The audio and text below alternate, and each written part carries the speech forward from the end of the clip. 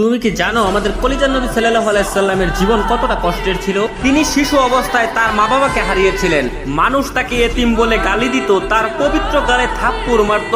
অসহায় নবীর কান্না ছাড়া আর কোনো পথ ছিল না। নবুয়ত পাওয়ার পর তার আপনজনরাই হয়ে ওঠে তার চিরশত্রু। তাকে পদে পদে হত্যার চেষ্টা করা হয়।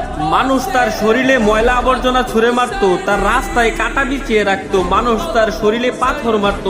মানুষের ছুরা পাথরে নবী করিম সাল্লাল্লাহু আলাইহি সাল্লামের দাঁত মুবারক শহীদ হয়ে যেত। নিকৃষ্ট পাষাণরা নবীর পবিত্র মুখে থুতু পর্যন্ত ছিটিয়ে দিয়েছিল।